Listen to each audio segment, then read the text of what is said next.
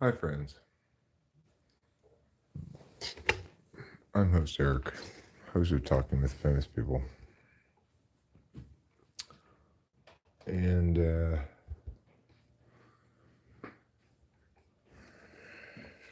decided to live stream today for a couple of reasons, potentially. One of which is explicated by the title. Namely, I want to talk about the nightmarish dialogue regarding Claudine Gay. Nightmarishly bad, you know.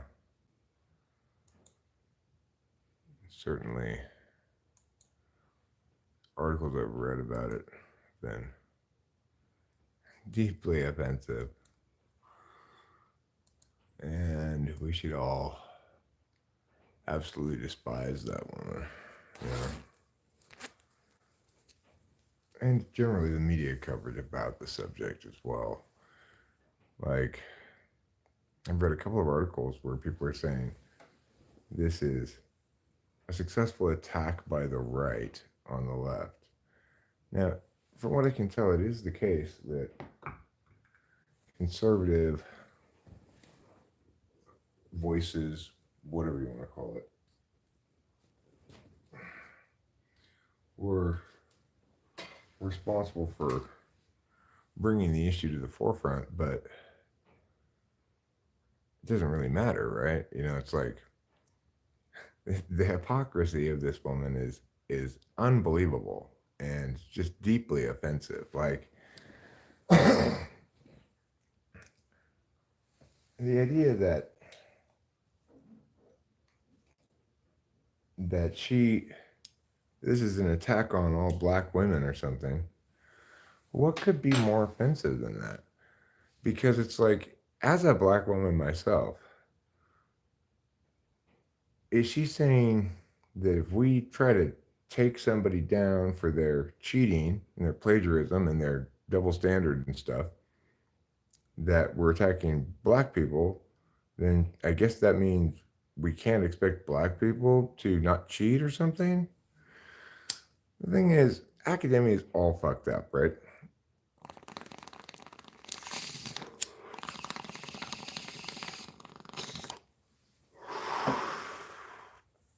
Plagiarism, I'm sure, is rampant because, after all, it's not real work that's being done.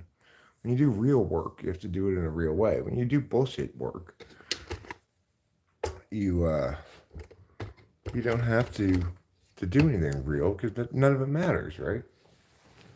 Nobody's there to complain if you cheat.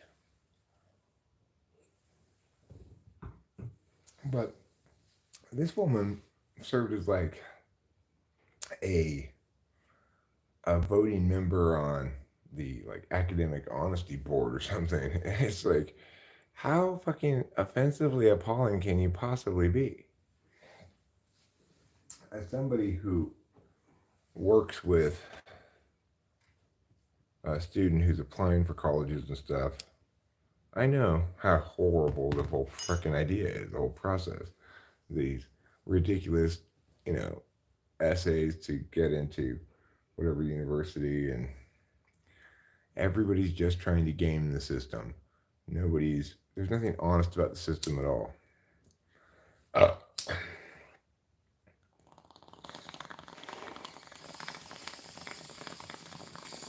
and then, how in the world does anybody have difficulty answering the question, does calling for the extermination of the Jews comprise hate speech? Obviously, it's calling for totally unwarranted aggression against nobody in particular, right? Just about a group that you hate or whatever. I mean, it's like, what could be more obviously an example of hate speech? Now, I don't know the extent to which we ought to be, uh, exercising control over people's free expression on college campuses.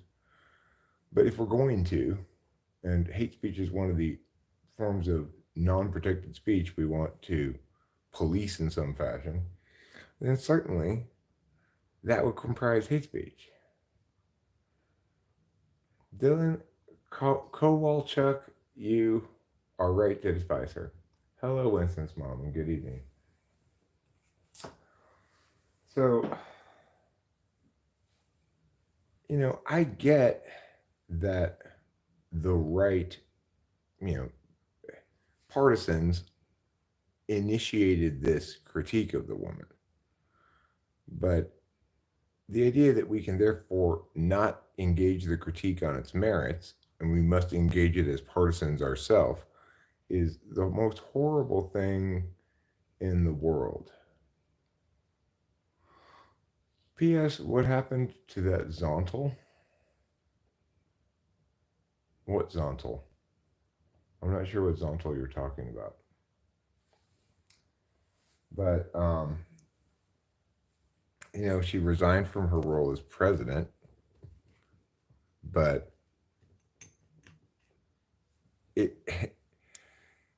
think about how it's going to be. It's how it should be in her classes going forward, because she didn't resign from the faculty.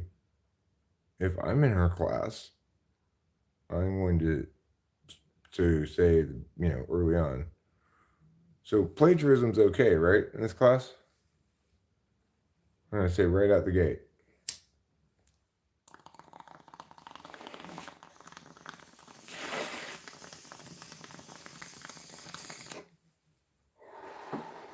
Or at least, incomplete citations, right?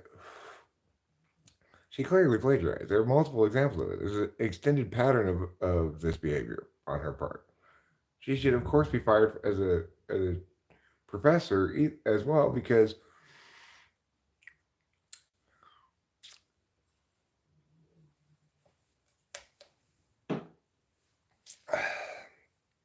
how can she possibly enforce any academic honesty rules without just being a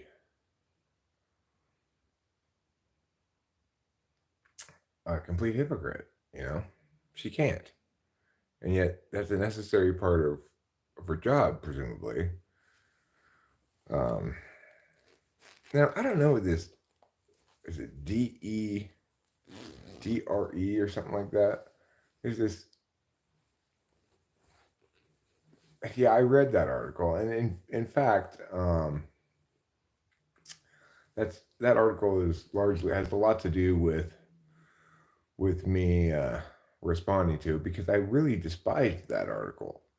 It seemed to say that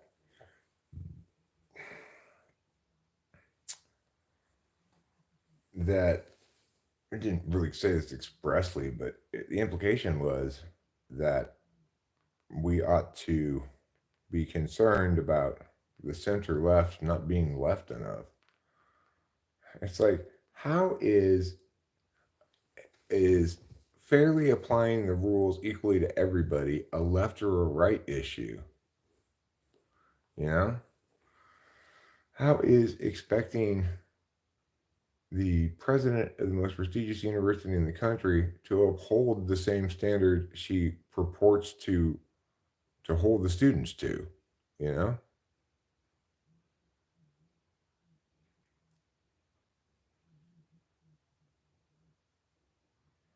What percent of work done in academia and humanities and social sciences do you believe to be unoriginal, not important? I mean, 99% of it.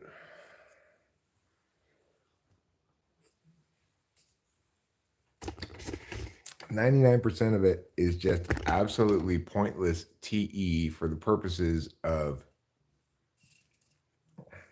perpetuating this cycle of worthlessness.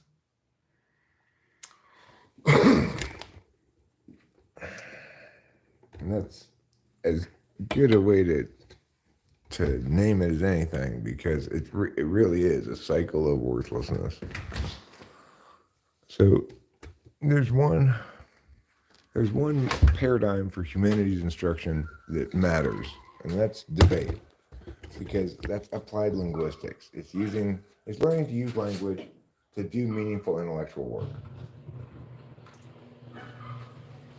There are no other humanities disciplines that are worth anything at all. including psychology and the status quo.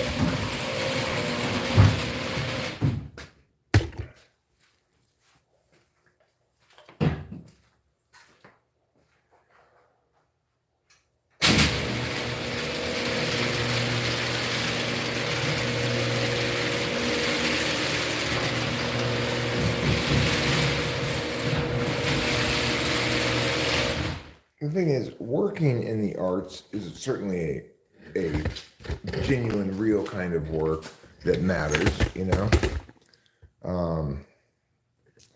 When people create media that's entertaining, interesting, informative, whatever, that's a worthwhile thing to do. But academia, its relationship with art is to study it as a sort of a subject of analysis. And academia's relationship with science is like sociology and psychology and shit, you know? The thing is, I'm not quite sure what this three-letter term they kept using in a couple of articles I've read about this is, but it stands for diversity, mia and mia thing or whatever. Okay. That needs to stop. That stuff needs to stop now. Okay? We get it. Everybody should get at this point that we have to treat everybody the same, right? We can't just be like, because you're this color, because you're that, whatever, that I get to know who you are. We have to treat people like individuals. But that means we actually have to treat people like individuals, not pretend like we can have our cake and eat it too and be super groupist, as long as it's the right kind of groupist, and somehow that's going to be okay. No, it doesn't work like that, you know?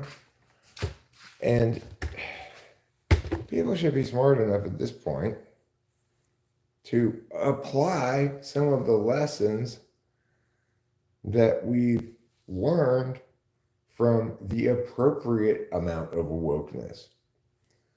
It is the case that the world's a fairer and better place when all different kinds of people are, say, included in media.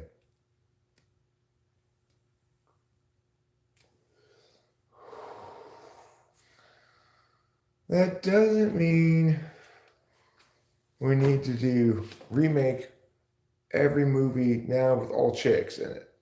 It's ridiculous, right? We don't need Ocean's vagina and we don't need ghost vaginas. You know, it's insane and stupid. And we definitely don't need idiocies like the Barbie movie.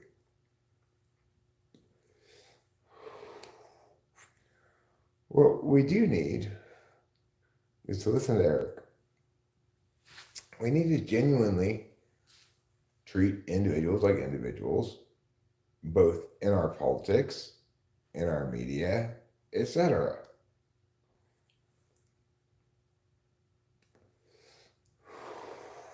It's not that difficult of a concept to grasp, right? That the lesson learned from, say, the civil rights movement, and just sort of the, what you might call the awakening to wokeness that has been demonstrated across all kinds of media platforms, right? Learn the lesson from that.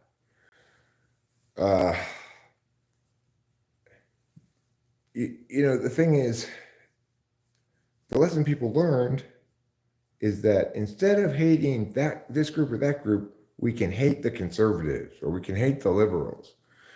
Yeah, you're all fucking idiots. Listen to Eric, right? You can't hate the conservatives or liberals. You can hate obvious hypocrisy and injustice. Shit like Claudine Gay claiming that it's fine for her to have plagiarized and be the president of Harvard because the wrong people are critiquing her about it.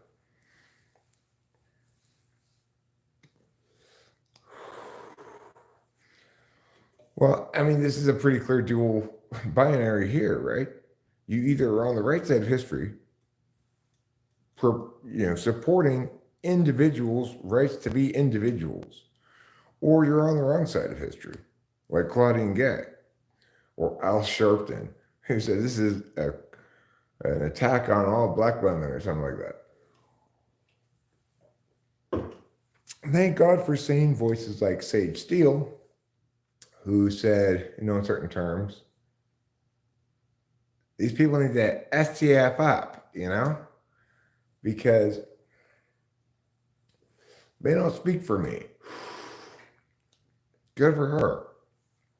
ESPN, central to another sort of narrative storm controversy this week, as Aaron Rodgers said on the Pat McAfee show, some slanderous stuff defaming stuff about Jimmy Kimmel. And it seems like, or at least from what I've read, that it's likely he said those comments as kind of I'm going to get back at you for Jimmy Kimmel making fun of him for not taking the vaccine. Well, what do you see there? Both people are completely wrong.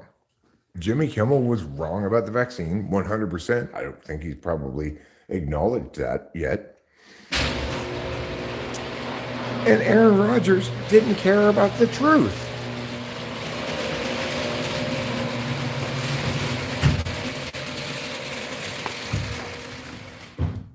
Now, there you have an example of partisan bullshit, being wrong about the most important issue of our generation, COVID, You've got an example of somebody who's taking it personally rather than recognizing the critique. The proper critique is almost always the same. That person's saying something stupid and wrong, and we need to correct it, Instead, he thinks Jimmy Kimmel's his enemy. Jimmy Kimmel probably just feels extra smug on this high horse now that Aaron Rodgers has made that mistake. What a nightmare, right? What do they both need to do? They both need to listen to this live stream, hear the corrections, be scolded, and learn from it. But, there's a contradiction implicit in life, which is as follows. And it's not really a contradiction, but what the news said was that Jimmy was going to sue if Aaron Rodgers repeated the claim. So, as far as I know, he hasn't repeated the claim. He probably should retract it if he hasn't, but diversity, equity, inclusion. Maybe that's it, Carlos Baeva, but it's you can't pretend to do any work in that area without being a groupist. You can pretend, but it's not fooling anybody. Well, I mean, it certainly had the biggest substantial impact of a generation of the last 20 years or something, That's a generation. It was certainly the biggest collective mistake humanity has ever made in unified agreement with each other, It's like there's one thing that got the whole world to be on the same side, and everyone was wrong about it.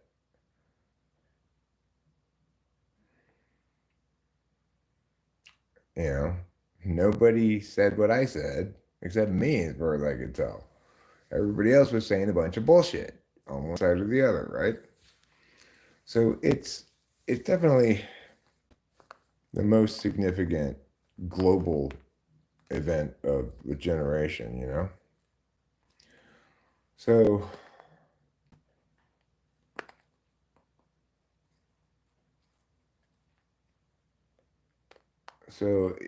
and it has the potential to be the most instructive thing maybe that's ever happened to humanity, because in the aftermath of the whole thing,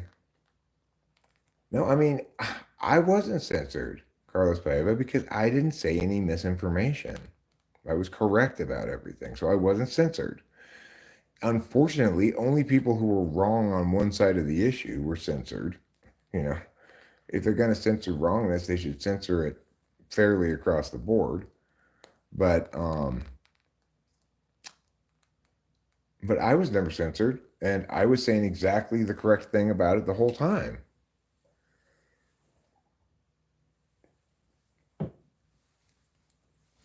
So, the world really doesn't have anybody to blame but themselves. The truth was out there. I was saying it. I was saying it vociferously and repeatedly, and people had the opportunity to find it and listen to it.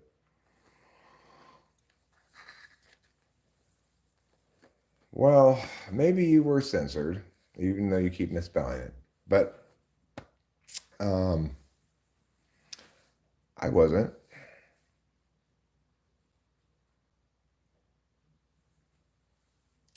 I mean, I spread facts. They ran afoul of the public policy indications.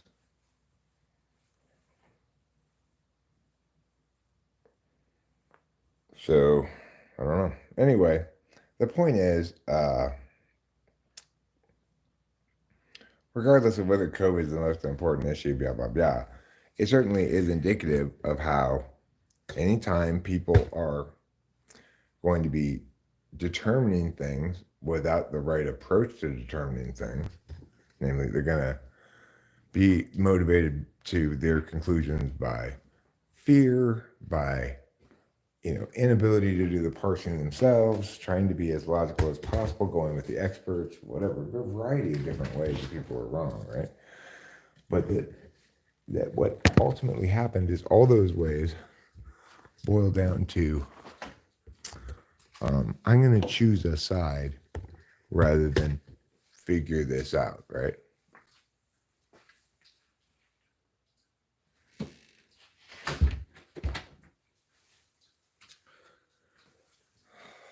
So what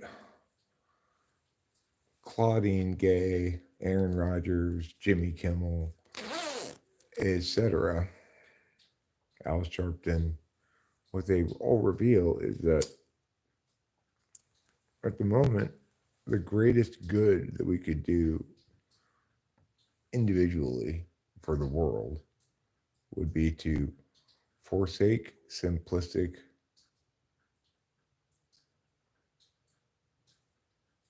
understandings in favor of delegating to those few voices that are sane and nuanced. But it's like you're asking people to acknowledge that their process of engaging the world is inadequate for something that's collective, right? It makes it a challenging ask for anybody.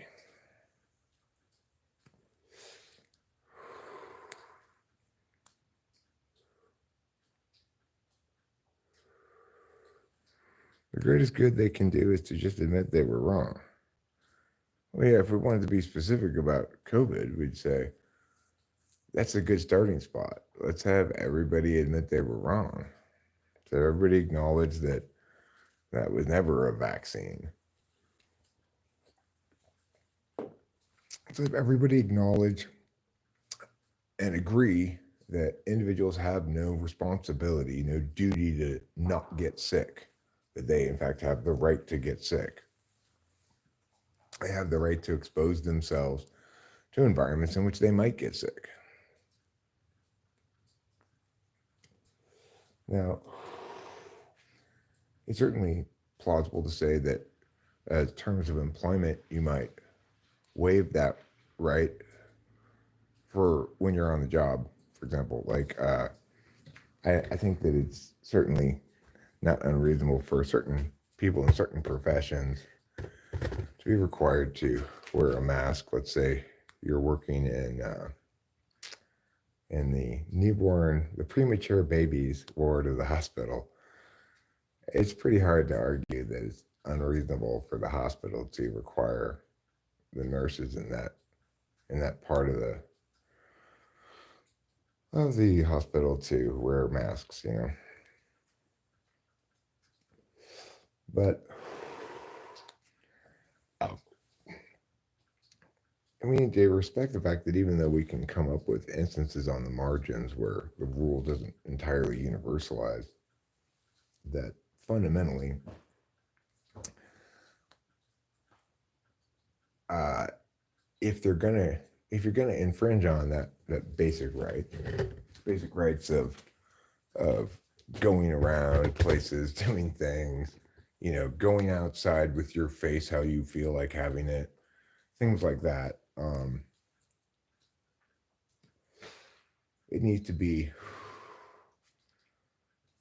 limited in time frame, needs to be limited geographically, and it needs to be predicated on a very strong reason to believe that what we're doing is going to work. So that was my number one objection to the whole COVID policy thing, was that it was not going to work. It's not going to work because if you put all the facts we already had in front of us together, it was clear that you were not going to successfully eliminate this virus by quarantining unless you literally locked everybody down in their houses for a month. You cannot go get food. If you're sick, you cannot go to the hospital, nothing like that. Then maybe it would work. But with a 2-week incubation period and a completely novel virus that nobody had any immunity to, it was guaranteed. It was guaranteed that a quarantine was not going to work.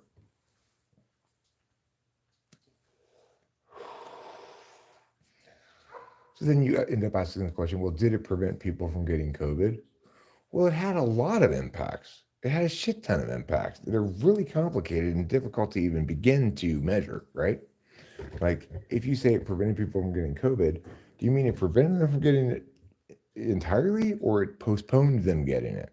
And if so, why are we concluding that postponing getting it is a good thing?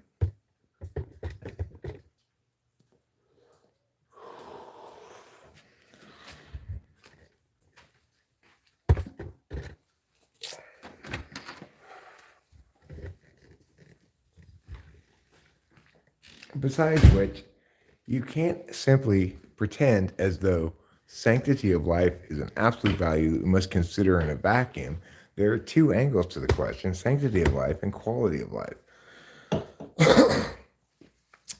And if you harm the quality of life sufficiently, then you do severe damage to upholding the value of sanctity of life. How many people killed themselves during the extended isolation of COVID? You know?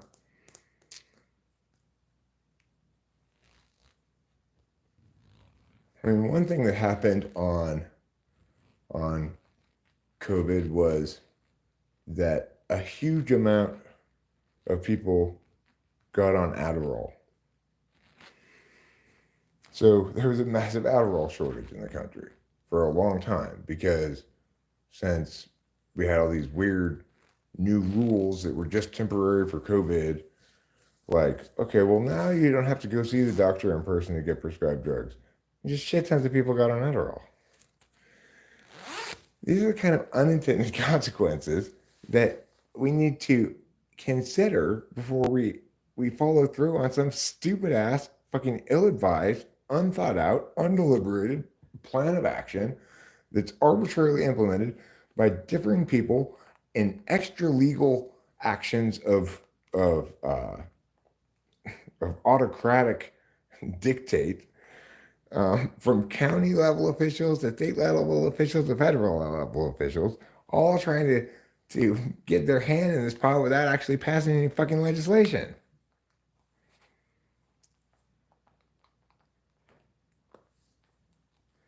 It's currently in transit to the destination, huh?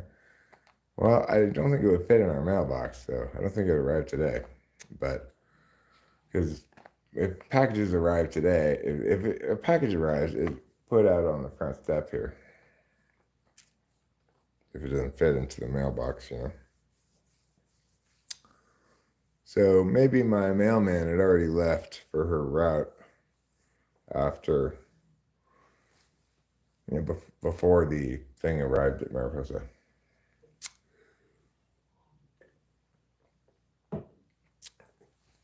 So The thing is, I'm not saying that people getting on Adderall during COVID is a bad or a good thing. I don't think it's either way, really. But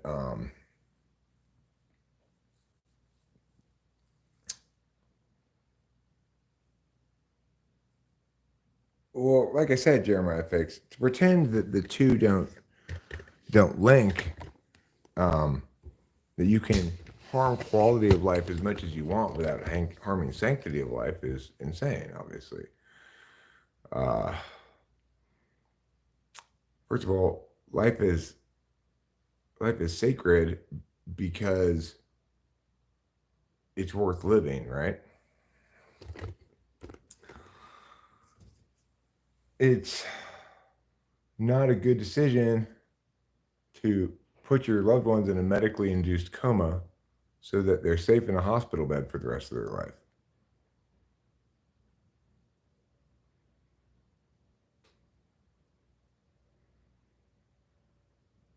So, uh, yeah, you'll have to evaluate the question in a more nuanced way than that, even if you do believe that God preordained life.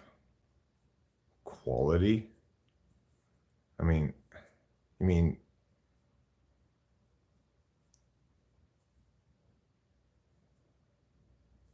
you're saying that what you're trying to say is that you don't have any impact on the quality of your life. Nothing you do has any impact on it. Is that what you mean by preordained? Well, I mean, in that case, you're just being silly. There's no point in talking to you about it. I mean, one could say that one could argue that orangutans cause earthquakes. Well, you can say you could argue that, but you actually can't argue that. If you were to try, you'd discover it to be an exceedingly steep rhetorical slope. Well, so is the notion that God preordained life quality. That's just determinism.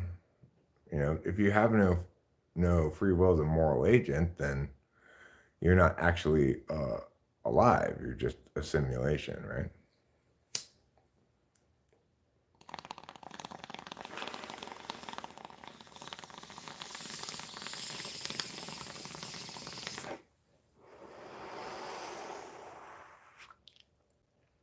Qualia are defined are instances of subjective conscious experience. And you can see how cognitive functions resolves confusion caused by philosophy in all kinds of areas, right? So, in fact, people pay attention. You can you can pay attention in subjective ways. You can have experiences, sure, but the problem that this notion of qualia has, of course, is it doesn't link these subjective conscious experiences to stretches of time in which one pays attention. Rather, like Big Five, it tries to create static objects where only a static object that describes dynamism can serve. So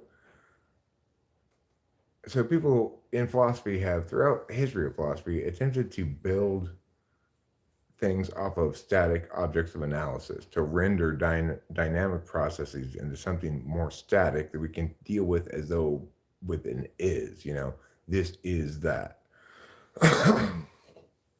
But what we now know from cognitive functions is that all these grand philosophical questions are easily resolved when we understand that all questions can be informed upon by a frame of reference that returns the focus of analysis to attention.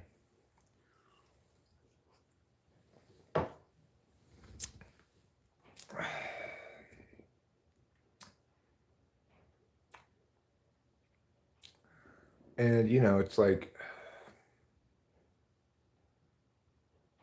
philosophy historically has been about evolving competition of narratives over time.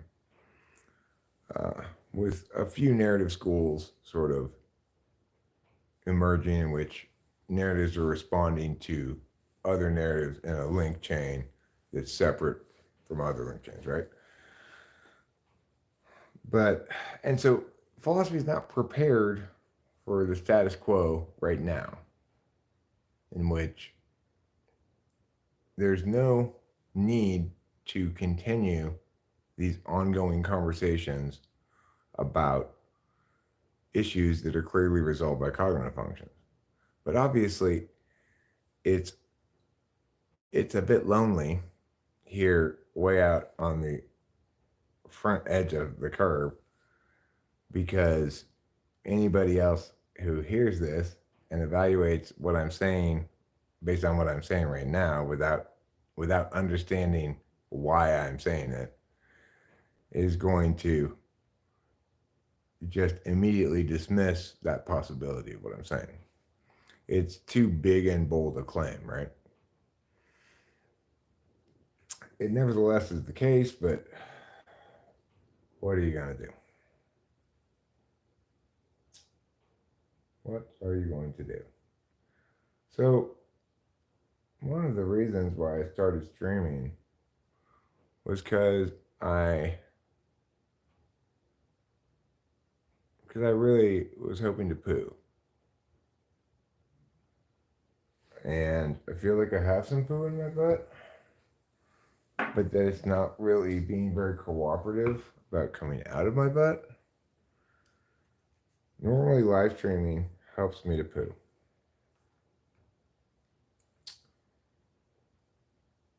So far, you guys have not really done your job. I don't feel as though my poo is really coming out, you know? Well, we can have our static truths. Those static truths are fine. But the thing is, when we try to reduce when we fail to account for the dynamism of something in our static truths because of bad habits of using the be verb, really, it's like we end up with things like Big Five. It says people have attributes called conscientiousness and neuroticism. People obviously don't have these attributes, but people do pay attention. You might say, well, people don't have cognitive functions. The thing is, people do pay attention in different ways. And we call the different ways in which it's possible for people to pay attention cognitive functions. We don't have to call them that. We could call them attention ways, if you prefer. Do people really have attention ways? Yes, they do. Yes, they do. Just as though they really have handedness.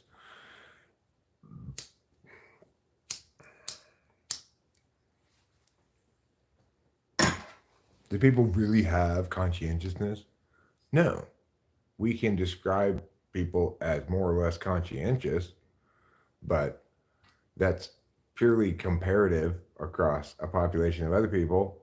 And the only reason why we can conclude that conscientiousness is a single attribute that we can measure across population is because we have decided on a specific set of questions that purportedly measures conscientiousness, and we've decided what conscientiousness is against that metric.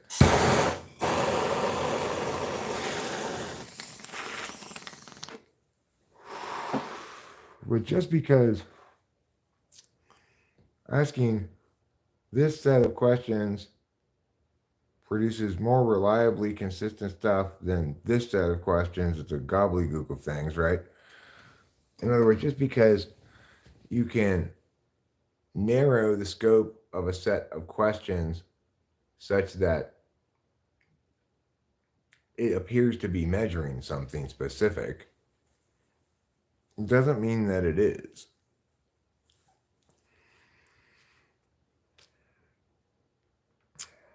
That would be a fantastic day to mark show media, if that's what's in there. Big Five wasn't even refined like that, giving it too much credit. I may be giving it too much credit. I guess I assumed they would at least do that. I had a question in high school about why electric motors were built the way they were. I would say now that it's because magnetic pole rotation has a limited effect arrangement for work. Well, I don't know what that means, Jeremiah Fix.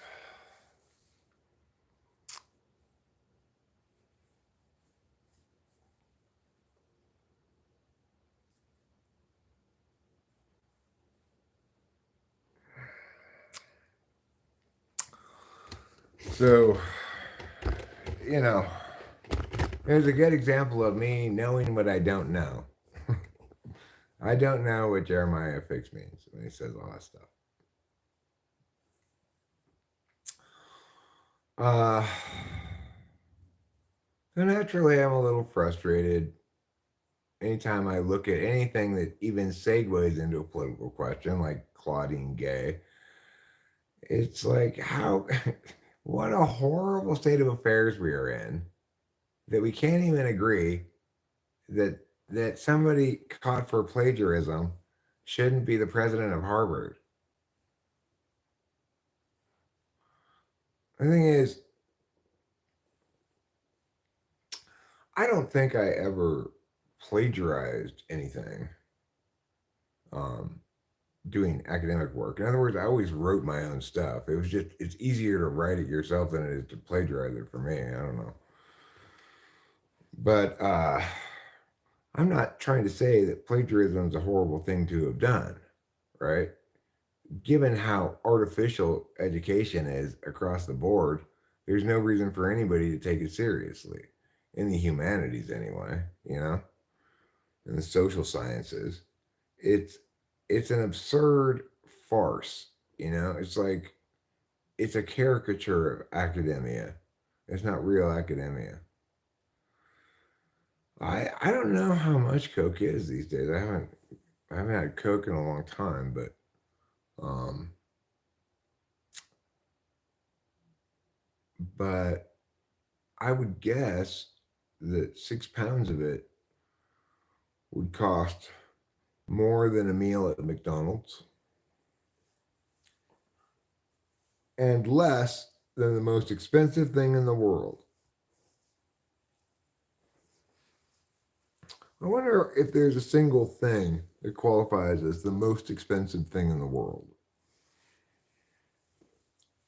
You could probably get an answer to that question if you narrowed it down to most expensive new products that you can buy from a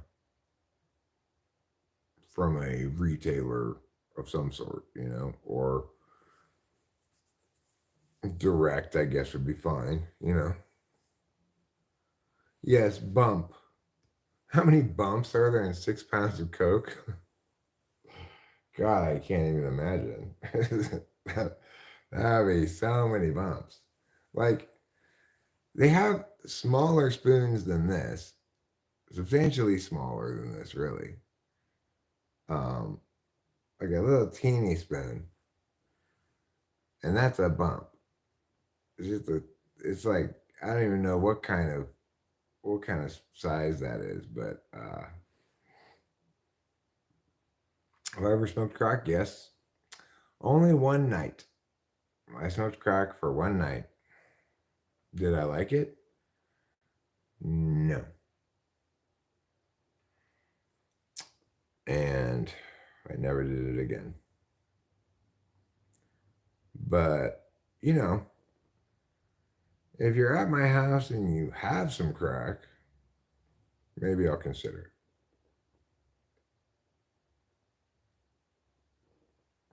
One of my coworkers says he loved to mix weed and sprinkle it with Coke. Yeah, that sounds good. I could do that. I could go for that.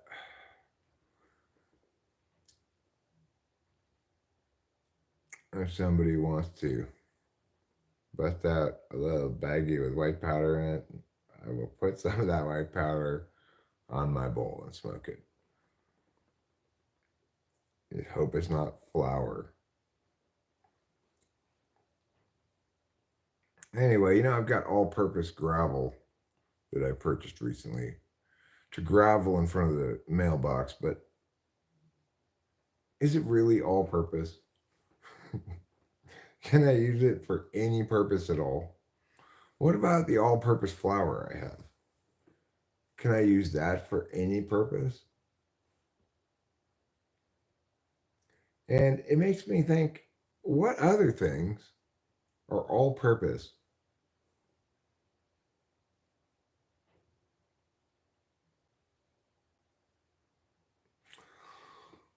Well, smoking a combination of weed and tobacco, which is, or used to be anyway, be called a spleef in Europe, is a strange phenomenon.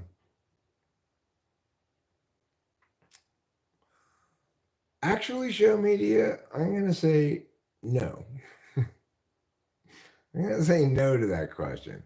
Do I think the fentanyl scare is exaggerated? Not really. Because if I were to think it was exaggerated, it would be because, well, how much fentanyl can there really be on the market? Like, how many people really get prescribed it? Right? That's what I would say if I were going to say it was exaggerated. But I know that the fentanyl that people are doing is not made by pharmaceutical companies. It's made by dark web chemists. No, I mean I'm not buying the kind of drugs that one might mix with fentanyl or replace with fentanyl. I not I don't buy any kind of like downers type stuff. So I have no concerns about getting fentanyl. Like, let's say I were to get some uppers, which seems very unlikely, but let's say I were to go like down to Fresno and try to get some meth or coke or something. Why would they put fentanyl in it? you know,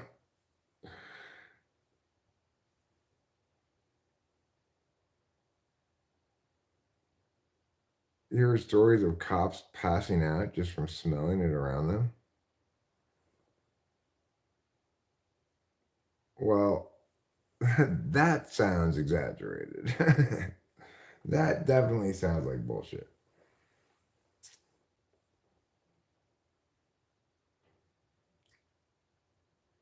Just remember this song when you're considering your options, okay? Don't go smoking fentanyl.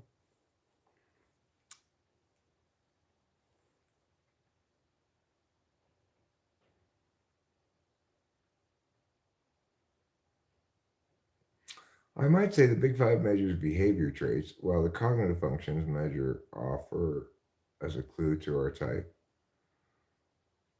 Well, the better way to put it, Winston Mom, would be the Big Five artificially creates traits that they claim to measure. Okay, um, but justifies the existence of those traits purely by the claim it makes that it's measuring them. So, in that regard, Big Five is mostly just very misleading. It causes us to misunderstand who and what we are fundamentally, what kind of beings we are.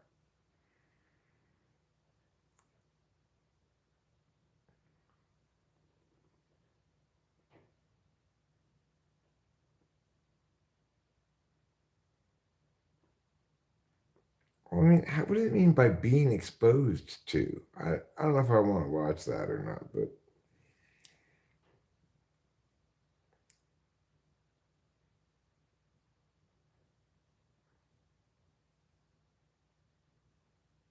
we're beings that pay attention, that might be described by others or by ourselves as expressing more conscientiously, expressing more neurotically, expressing more extrovertly. We have a lot of different adjectives, right, for how a person might express. Um, but those are ways that we describe something. And what the thing is that we describe is not an attribute, it's a habit of attention. So when we claim then to be measuring an attribute, we're wrong.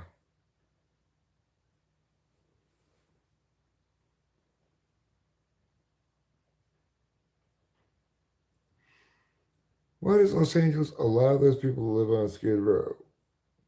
Well, very simply, the Supreme Court ruling, Boise versus whatever, prohibited municipalities from enforcing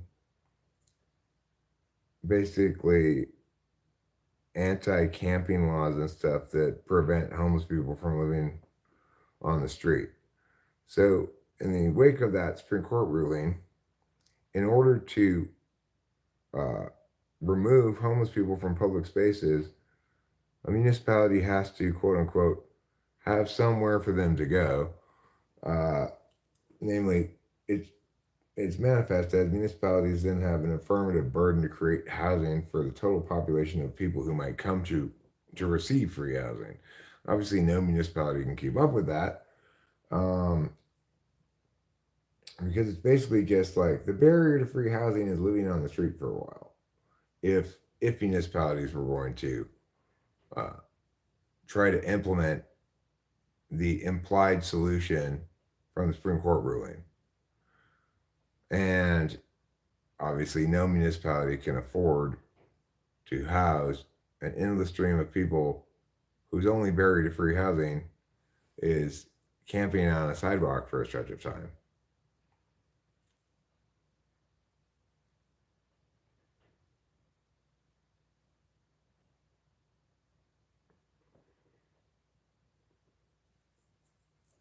They don't let them, they can't legally remove them. They can't legally remove them. So it's like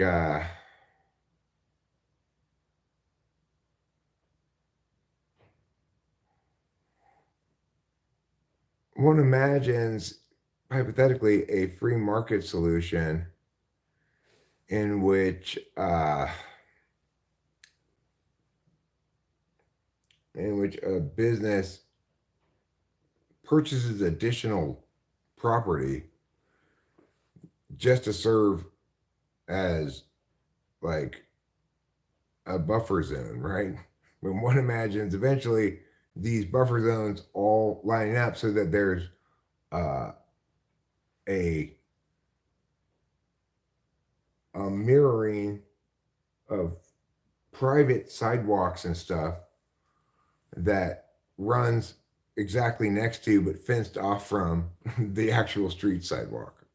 You know, one could imagine that scenario playing out because the private market looks for real solutions to things and gets around various barriers in weird creative ways like that. It's like if it's private property, then they can enforce those kind of rules. But if it's public property, they can't.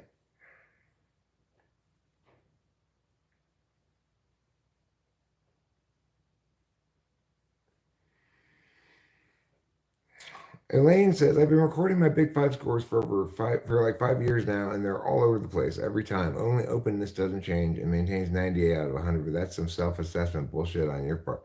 Well, yeah, I mean, that's the problem with self-reporting and tests that if you take them, you know, the kind of any kind of test, if you take it or variations of it more than once, you're gonna intuit, if you're intuitive at all, what the linkages are between these kinds of questions and these kinds of scores. You know?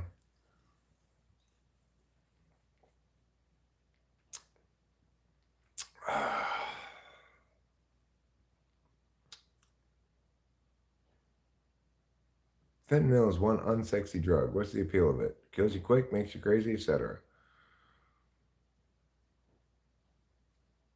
Just invite the Chinese dictator over for a week.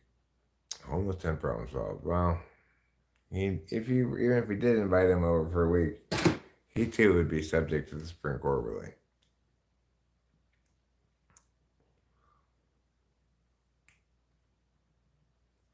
Right. I guess I'll rely on Hannah. I meant, you know, you're anything but just completely non-intuitive. I meant it more colloquially. So I think I'm gonna get up now and take you outside for a cigarette with me, and then I'll get another beverage as well. And I'm still hopeful that I'm gonna poop here pretty soon. I can sort of feel it, but it's not dropped. It's not. If I tried to poop now, it would come out breech.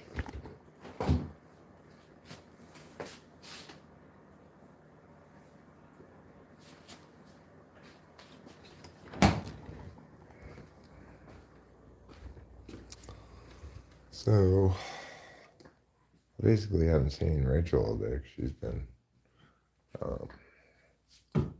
asleep. Maybe Ruben and Acacia have as well. I'm not sure. But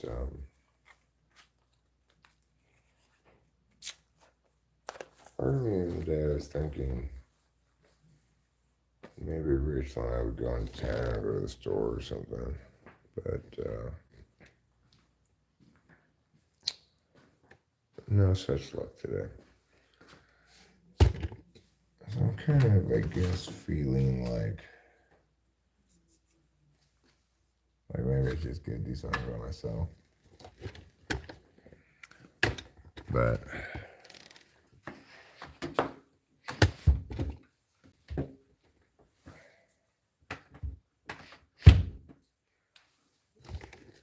it's not like there's really a lot to do around here. When I think about going and doing something by myself, I think, well, I could go to the casino. I haven't been in a long time.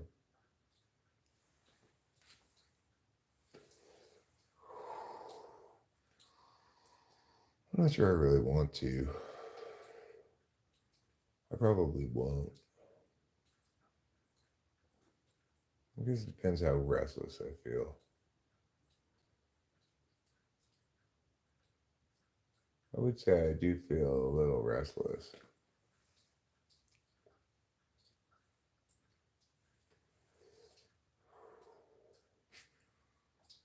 But do I feel that restless?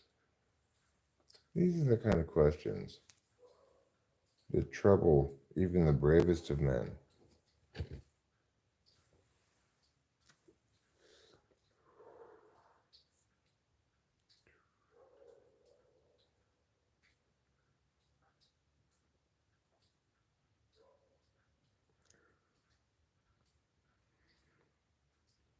Whales do need unconditional love. Well, no, here I am. That's the thing. If you factor in timing and flexibility on the part of the questioner, it's conceivable that somebody could practice, say, a bunch of TI questions, maybe come up with some TE algorithm kind of approach that allows them, like, for example, trying to figure out socionics intertypes. The quickest way to do it is to say, like, flip the second and third letter or something like that. That's a TE approach to figuring it out. It's sort of collapse it into a set of instructions to follow. But there are actually over 300 different syllogism forms when you include not and some. So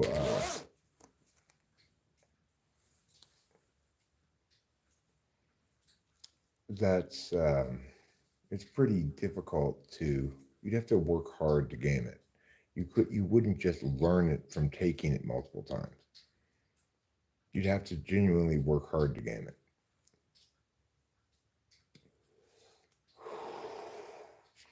And I would note that that's a much higher standard than most anything in philosophy meets. Now, granted, it requires a dynamic typist in its current incarnation. In theory, you could maybe break down some of those tasks. But to the extent that the more you can break them down, the more potentially gameable they become, right? That's it's just kind of inevitable. Like I could say, do a test where it asks you to come up with different names for an invention, and it has a ticking clock kind of a thing on it, and uh, you've got a limited amount of time to type in as much as you can, but then unavoidably, in part, that's going to impact. It's going to be impacted by how fast someone types if they're able to come up with a lot of shit anyway. Like at the top end, it'll be impacted by that.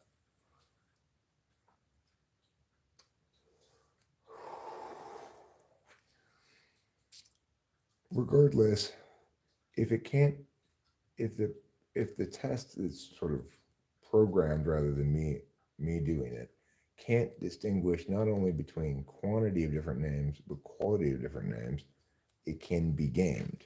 So, like when I asked this guy who had limited NE, I'm not sure if he was ESTP or ISTP really, but come up with different names for my invention, he came up with frozen food with fork and FFWF. So I'm able to note that the second one is just the letters of the first one, first letters of the first one, whatever that's called. And that is not really a new thing. It's just a variation of the one you already did. I can make that distinction, but it's going to be very difficult to program that kind of a understanding into the test, right? If you're trying to program it, I don't know how you would go about having a like a test, the back end part of the test processing that could intuit that FFWF was just a variant of the previous answer, which was frozen food with fork. Is that possible to do that? I don't know. Because that's not, you could try to compile all the different ways that you could be a variation on something, but that starts to get pretty challenging, right?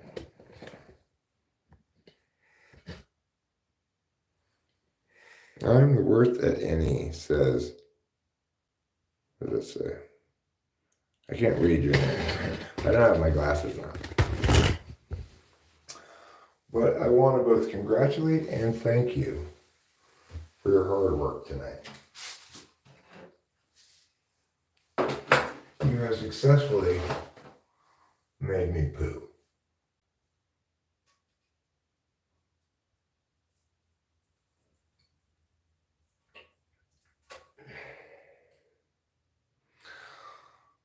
And I want to stress that now that I pooed, and it was a pretty spiritual experience, really. But now that I pooed, it's a stinky poo too.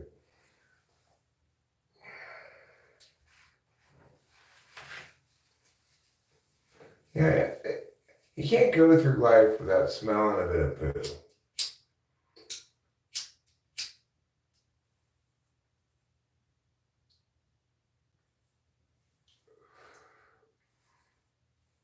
It's just one of the things we all have to deal with in life. Sometimes you're going to smell roses. But sometimes you're going to smell poo. And the nice thing is, think about how much less we smell poo than previous centuries of humanity. You know, like go back just a few centuries, anybody who lived in a city smelled poo all the time. That's why the rich people had country homes and stuff to get out of London in the summer because the stench of the place could only be tolerated in the winter. Because things smell less in wintertime.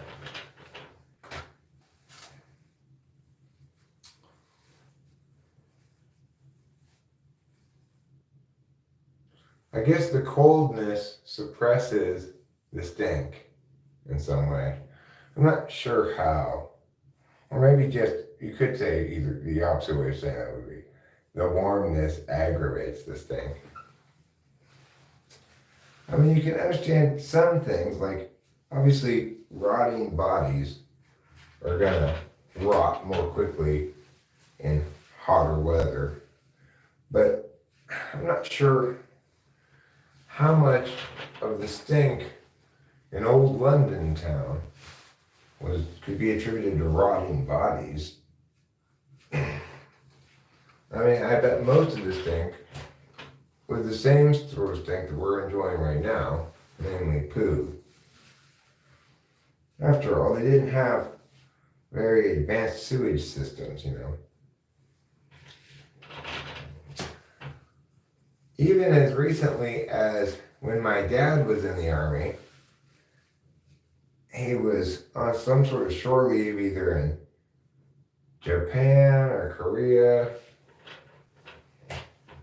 maybe China, but I think it was either Japan or Korea. It wouldn't make sense that he'd be in China at that time. He said they had like an open sewer running in the street. You had to like step over. That was within, that was less than 100 years ago.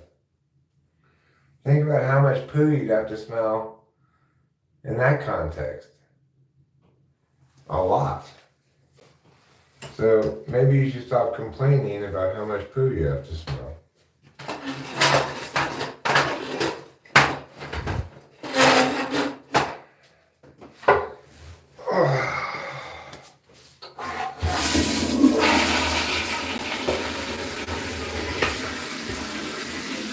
Well, you and me and my butt together, we all did a fine job tonight.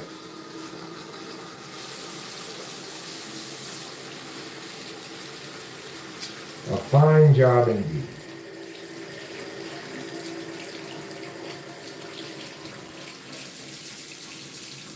Okay.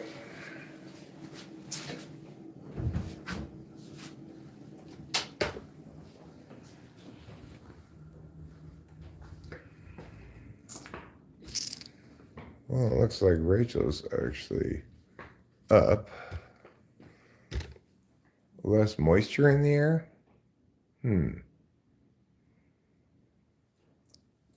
wouldn't think that things could shock me out here, but that did a bit. You mean my pooping?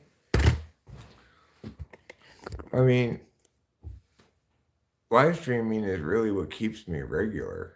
If I didn't live stream, I think I'd be constantly constipated. I'd be constantly constipated Constantine. That would be my name. Oh, it's Katie. Hi, Katie. That's who it is.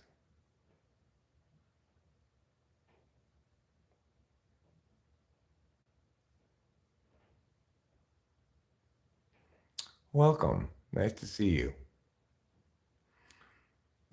Smoking keeps you regular?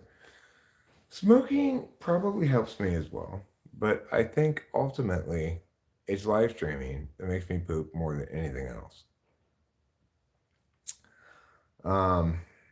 Obviously, amphetamines help a little bit. Coffee doesn't hurt. I could go for a cup of coffee right now, even. I think I left my beer in the bathroom. So anyway, now that you've come to understand how valuable it is that we don't have to smell poop all the time. Oh, wait, looks like Rachel went back to sleep. Maybe I just go out to dinner without her.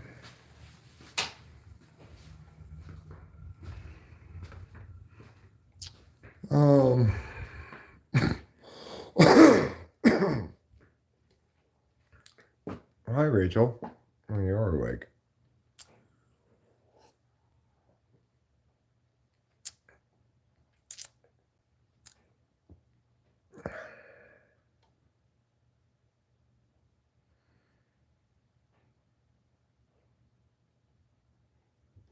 Oh yeah, the coffee was made a long time ago. It's ready. It's a fresh pot. I made it earlier today, this morning.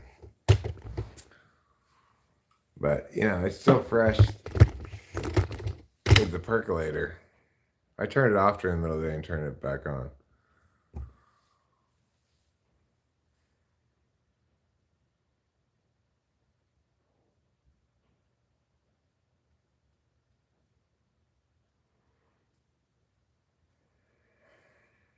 Okay, Rachel. I'm good to dinner. Um,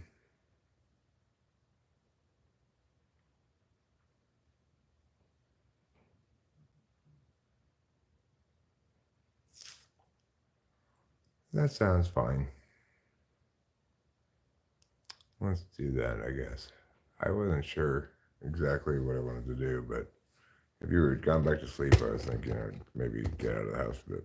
But that wasn't necessarily my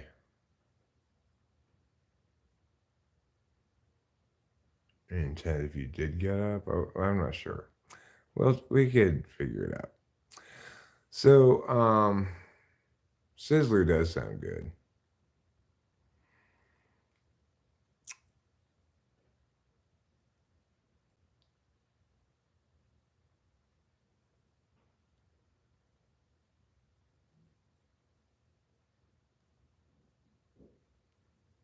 Sizzler sounds good. we don't we don't have any Sizzlers around here. The place that we go to dinner, if we went to dinner, well, we could go to multiple different places. We could go into town and go to 1850. It would be pretty crowded. It's Friday night. Probably be best served just to go to the Sportsman's Cafe and get my normal dish that I get there. Which last time I went there, and I can imagine this happening this time as well. I could eat most of it and put some of it together into a little sandwich for later. And I was really happy I did that last time. It allowed me to have a delicious meal later that evening. Um, I'm I'm pretty inclined to sleep,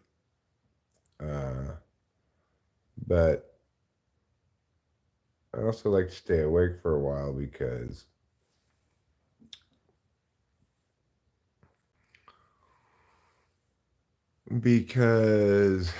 I don't want Rachel and I to always be on opposite, awake and sleep time.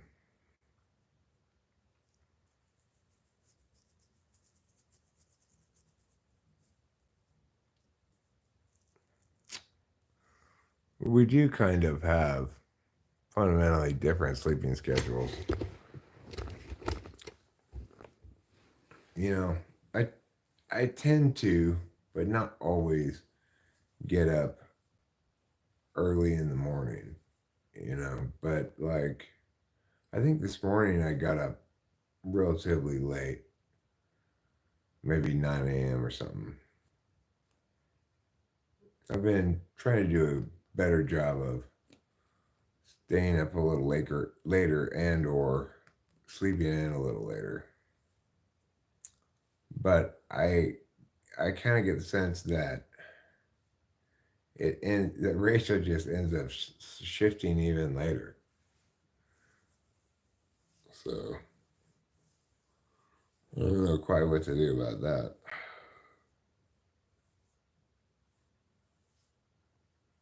I had a good time last night taking mushrooms. That was a lot of fun. It was very satisfying too. It was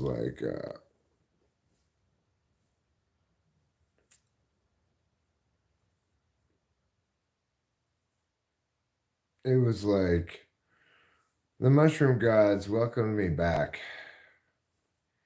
I uh, I found things funny. I laughed about silly shit. I felt happy. I didn't feel nauseous at all. I didn't feel any negative impacts from it. It was perfect. Well, you do you.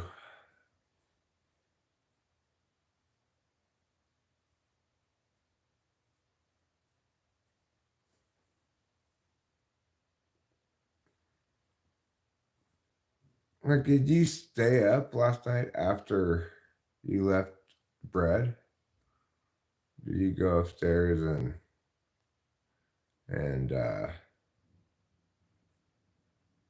hang out or whatever?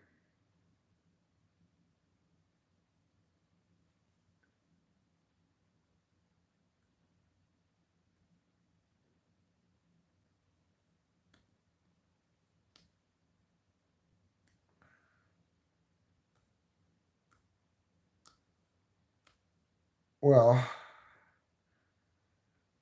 it's not inconceivable, show me, yeah, that you bought well, we do have antacids.